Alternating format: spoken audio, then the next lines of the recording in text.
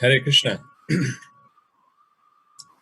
Om Adnyanatimirandhasya Jnananjanashalakaya Chakshurunmilitam Yena Tasmai Shri Gurave Namaha Nama Om Vishnupadaya Krishna Presthaya Bhutale Srimate Bhaktivedanta Swami Niti Namine Namaste Saraswate Deve Gauravani Pracharine Nirvishesha Shunyavadi Paschatya Deshatarine Jai Shri Krishna Chaitanya Prabhu Nityananda Shri Advaita Gadadhar Shivasadi Gaura Bhakta Vrinda Hare Krishna Krishna Krishna Hare Hare Hare Rama Rama Rama Hare Hare. So Bhagavad Gita is quite fascinating. Each of the verse in Bhagavad Gita is quite interesting, and we can, as we were discussing yesterday, we can go on and on. But this is a difficult task to only talk for around 15-20 minutes on the entire chapter, which has 46 verses. The chapter is titled, or this adhyaya is titled, Observing the Armies on the Battlefield of Kurukṣetra. In Sanskrit, sometimes this chapter is called Sainya Niriksha Yog, or sometimes it is called Arjuna Vishada Yog. Actually, both of these things are happening in this chapter. There are two sections as such in this chapter. In the beginning, the army is observed and it is described. And then after observing the army, what is happening with Arjuna? That he starts lamenting. And that is the second part of this chapter. And that is why sometimes this chapter is called in Sanskrit as Sainya Niriksha Yog, which is observing the armies on the battlefield of Kurukṣetra. Sometimes it is also called the Arjuna Vishada Yog, which is lamentation of Arjuna. So this chapter, actually this Bhagavad Gita, if you see, it is 18 chapters as we discussed yesterday. And there are 3 sections, prominent sections in the Bhagavad Gita. The first 6 chapter predominantly talks about Karma Yoga. It actually talks about other things as well, like it talks about Bhakti Yoga, Dhyana Yoga, but predominantly it talks about Karma Yoga. So the Acharyas say that this first 6 chapters is like a Karma Yoga section. Then the last 6 chapters, 13 to 18, predominantly it talks about Jnana Yoga. It talks about Bhakti Yoga, other things as well, because Bhakti Yoga is throughout in the Bhagavad Gita. But in the middle 6 chapters, which is chapters 7 to 12, that is where Bhakti Yoga is predominantly talked about. It is like, this Bhagavad Gita is like a jewel box, where the 2 sides are protecting the jewel inside. It is like a sandwich. The 2 breads are protecting this patty inside. So that is how it is that the middle 6 chapter, chapter 7 to chapter 12 are very, very important. Of course, the entire Bhagavad Gita is very important and we can learn from each verse of the Bhagavad Gita. And we will see now. So chapter 1, observing the armies on the battlefield of Kurukṣetra. So the first verse is very famous. A lot of people remember this verse because this is the first verse of Bhagavad Gita. And this is the only verse which Dhritarashtra has spoken. Dhritarashtra uvacha dharma kshetre kurukshetre samaveta yuyutsava mamaka pandavaschaiva kimakuruvat sanjaya. So Dhritarashtra, who is a blind king, he is asking his secretary Sanjaya that after my sons and the sons of Pandu assembled in the place of pilgrimage called Kurukṣetra, desiring to fight with each other, what did they do? So, Dhritarashtra is asking a secretary who is also sitting in the same room. It's quite interesting that it is not that he has put a call to Sanjaya, who is actually observing the army, what is happening there, and then he is asking him what is happening there. So it is Anang Manjari is saying that is it a Zoom call that he is doing from there? No, he is actually sitting in front of Dhritarashtra. But Sanjaya is the disciple of Vyasadeva, and by his mercy, Sanjaya has got this vision that sitting in Hastinapur, he can see what is happening at the battlefield. So there are a lot of closed circuit TVs which are connected, or cameras which are connected, and wherever Sanjay wants to see, because the battlefield is very huge, if he wants to zoom onto one particular area, he can just see there. He wants to see where Arjuna is fighting, where Duryodhana is fighting, where Bhishma is fighting, anywhere he can focus his vision and he can understand what is happening there. And then he can mention that to Dhritarashtra. So Dhritarashtra starts with this inquiry, which is very focused on I, me, and mine. He says that what are my sons doing and what are the sons of Pandu doing there? Now, interestingly, he is the uncle and Pandu, uncle of Pandavas, and the Pandu is already has left this world. So he has the responsibility of all the children, Pandavas or Kauravas. He should be equal to both of them. And he knew that Pandavas are very virtuous, Kauravas are not, his own sons are not. And that is why he is a little bit anxious that what is going to happen in this Dharmakshetra Kurukṣetra. Will this Dharmakshetra positively influence Pandavas and because of that they are going to be victorious? Or is it going to influence my son and they change their heart and they will actually agree for truce and they not fight the war? So because of his anxiety, he is asking that they are come there for fighting. What are they doing now?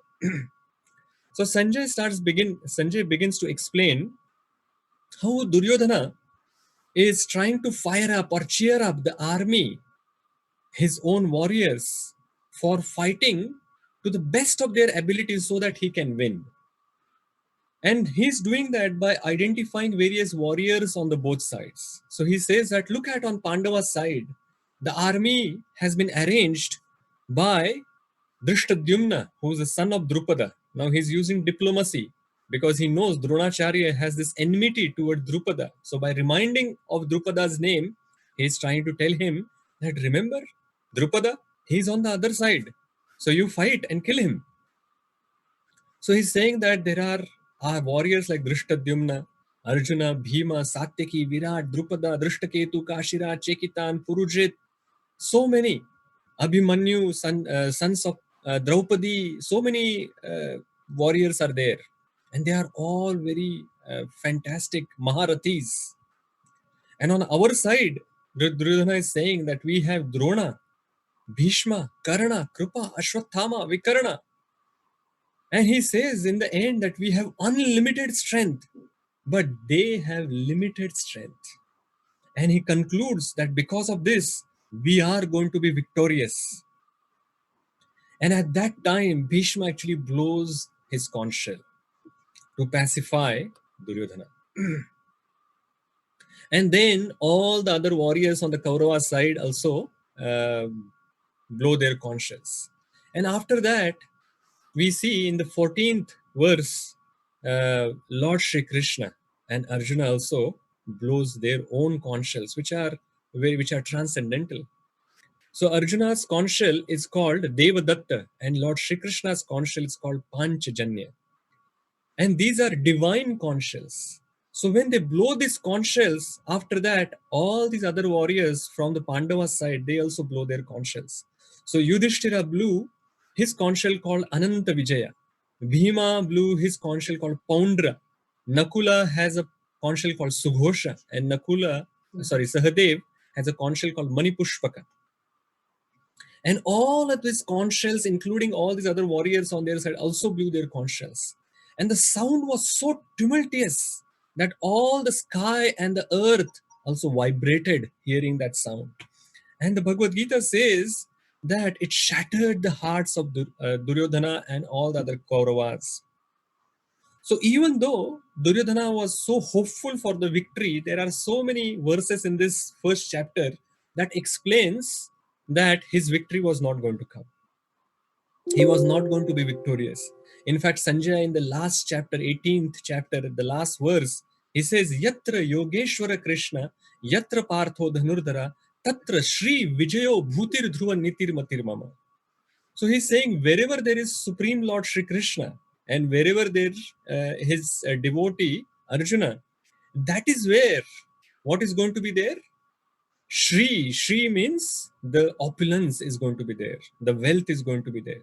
Vijaya means it is going to be victory. Shri Vijayo Bhutir. Bhutir means all these very wonderful opulences, the great opulences. Dhruva Nitir. Nitir means morality is also going to be on that side. And that is what my Mati is telling me, Sanjay is saying. So in a way, he is responding to this first question, 1.1 in 18.76. He's saying, what is happening there? He's saying, don't worry what is happening. If Arjuna is going to be victorious, Krishna is going to be victorious. 78. Yeah.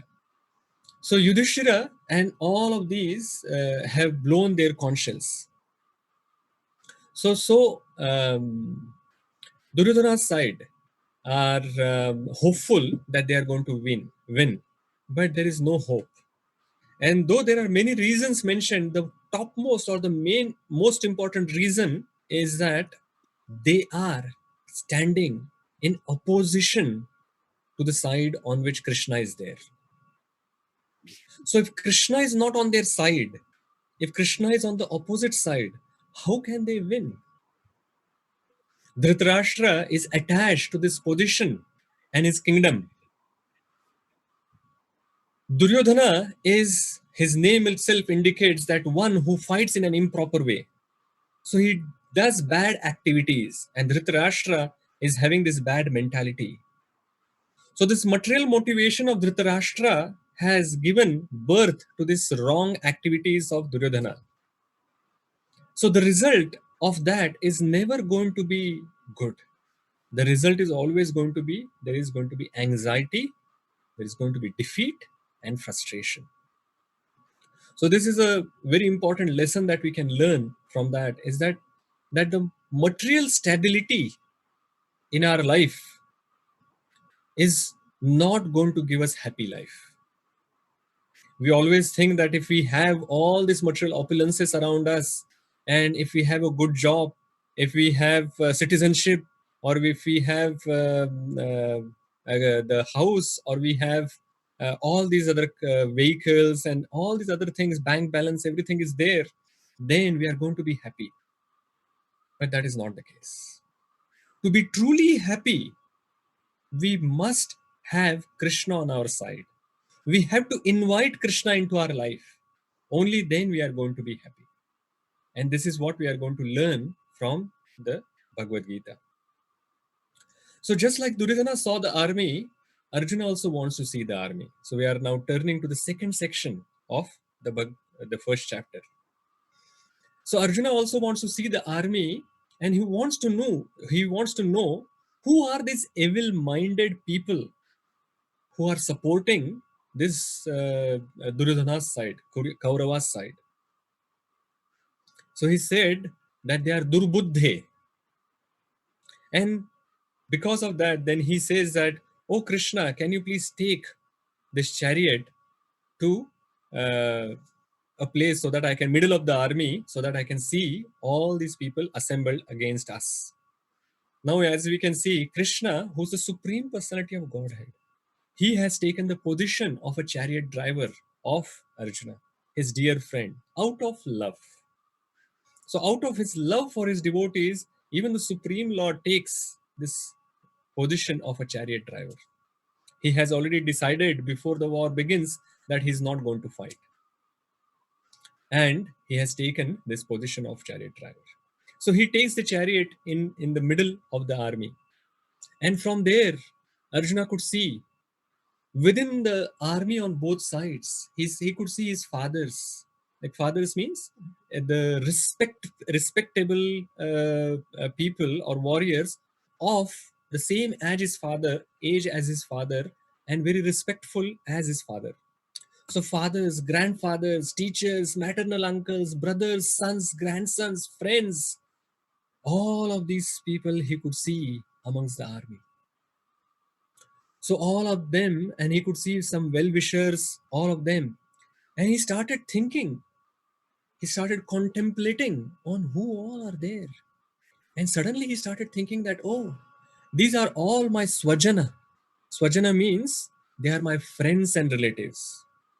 Now, interestingly, there is this change in his mindset. It has happened here. So this is a turning point. So the turning point is from Durbuddhe. He is saying this evil-minded people in the beginning, and as soon as he has seen them, he has got bewildered. And he is now saying that these are my friends and relatives. And looking at them, he's saying now that I do not want to fight.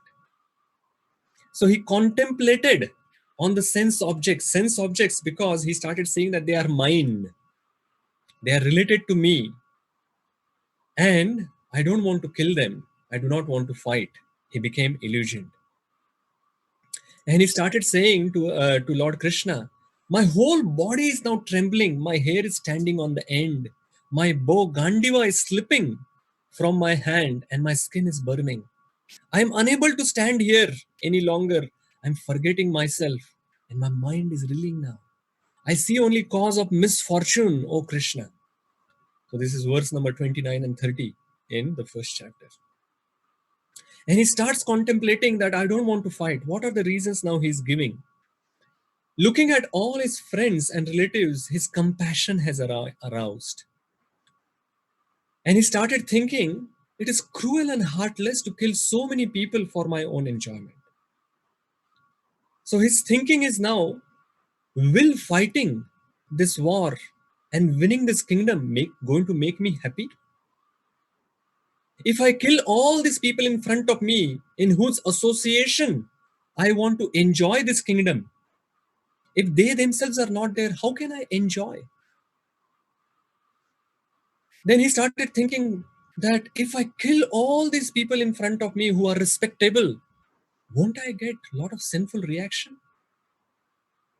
And if I get sinful reactions, then forget about happiness. Because of these reactions, I will suffer quite a lot. Then he goes further and starts thinking all this doom and gloom that comes in his mind.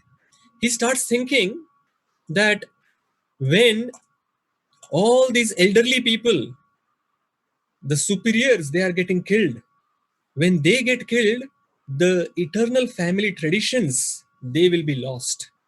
Dharma will be lost. Because how will they, because if the elders are not there in the family, how are the children going to get the dharma, the principles of dharma? And if that is not there, then the irreligion is going to predominate in the family.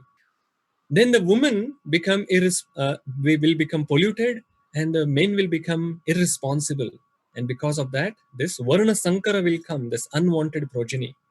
And this unwanted progeny, because they are not performing any sacrifices or any religious activities, all the ancestors will fall down. And because of these people who are not following any principles of religion, all kinds of community projects and family welfare activities will also get devastated. So looking at and saying all these things, he said, overwhelmed with his grief, he kept aside his weapons. And even if he said that even if in this situation, the sons of Dhritarashtra comes and kills me when I do not have any weapons in my hand, that is also fine. But I have resolved that I'm not going to fight. Now, it is quite interesting. The same army Duryodhana also saw. But he used his diplomacy to incite the warriors, to incite their anger, incite their fighting spirit, so that they can fight at their best and he can win. The same army Arjuna saw, and the compassion came into his heart. This is the nature of a divine person. This is the nature of a godly person. Whereas from Duryodhana, we can see that the nature of a demoniac person, ungodly person. So devotees are having all good qualities like compassion, as we can see from Arjuna. If we see in the beginning, Dhritarashtra, he started saying Mamaka Pandavaschaiva. So externally, we can see that both Dhritarashtra and Arjuna seem to be attached, that I, me, and mine, but they are not same. Dhritarashtra is saying, my sons and Pandu's sons, but in his mind, he's thinking that he wants the war to go ahead and he wants his sons to win. What it means is he wants the Pandavas to die because that is the only way that his sons can win. So he is thinking of the war to go ahead. It was in his hand to stop the war, but he did not stop that. But he is now attached for his sons to win, Pandavas to be killed. But Arjuna, in his situation, out of compassion for all these people, he is saying that I do not want to fight. So Dhritarashtra wants the war to go ahead, but Arjuna is saying that I do not want to fight. Arjuna is actually a pure devotee of the Supreme Lord Krishna. His attachment is not with the family and relatives that is there in front of him. His attachment is to Krishna. And Lord has currently put him into this illusion so that he can give this knowledge of Bhagavad Gita to all of us. This knowledge is actually not meant for Arjuna. Arjuna is already very wise. Arjuna has already fought many times against all these people and he has won. So it is not that he is frightened to fight the war or he did not know before coming to the war that all these people are going to be in front of me. But the Supreme Lord Krishna has put him into illusion temporarily so that we can get this knowledge in this communication or in this conversation between Krishna and Arjuna. So this knowledge is meant for all of us. We were discussing yesterday that on the battlefield, they are pausing everything, put everything on hold, and they're discussing this knowledge. In Kali Yuga, everyone thinks that we are so busy and we don't have time. But we should find time for Bhagavad Gita. We should find time for understanding this. Now, one may say that, okay, Arjuna is having this, doesn't want to fight. He's various reasons, and Krishna is going to give this knowledge to him. What is in it for me? So, in our life as well, if we see many times, the Lord puts us in a situation where we start questioning about our life. We get illusioned. We get into a dilemma. What should I do? Should I do this or should I do that? If I do this, will I become happy? Or if I do that, will I become happy? If I do this, will I get sinful reactions? And or whether if I do this, will I get sinful reactions? And what is there? What is the right action which will actually make the entire society to move ahead?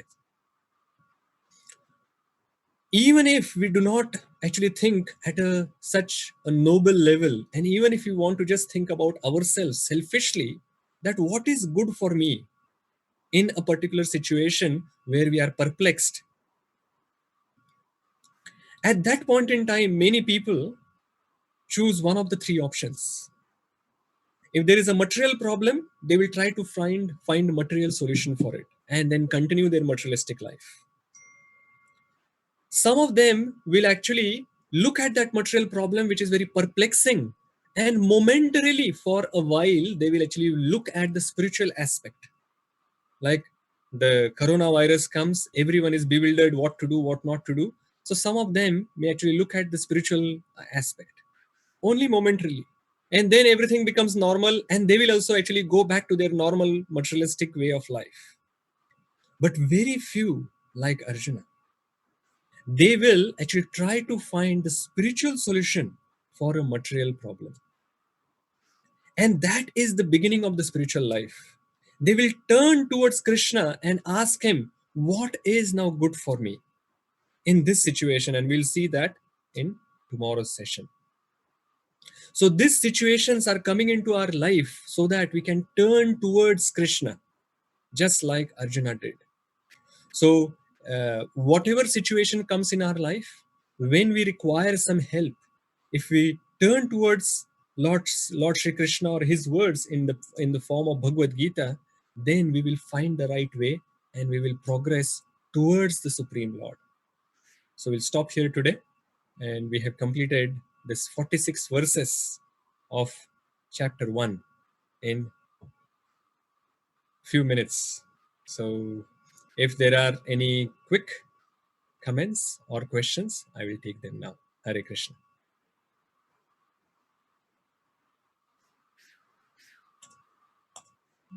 Babu Prabhu. Hare Krishna, Prabhu.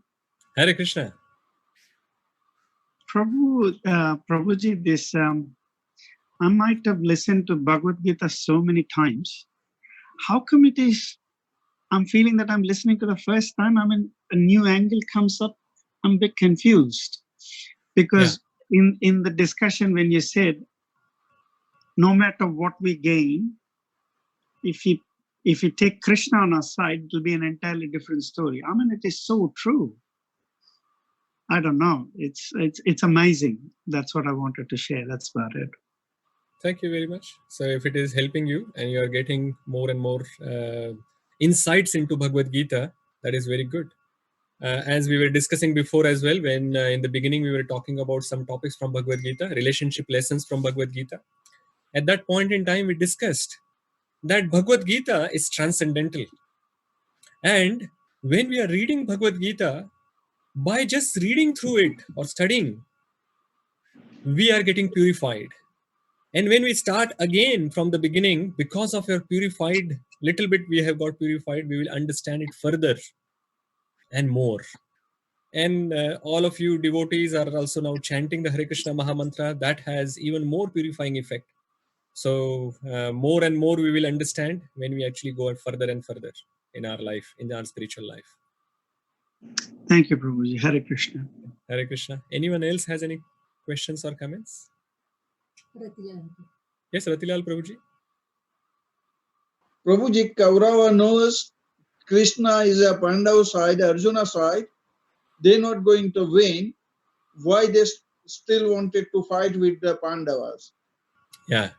So it is not that they are thinking that they are going to lose. They are thinking that they are going to win, because they are not understanding that Krishna is the Supreme Personality of Godhead. They are thinking that Krishna is just an ordinary person, though he has shown so many times his power. But still, they are thinking that, oh, if Krishna is not going to fight the war, then the things are easy. All the entire army of Krishna is on my side.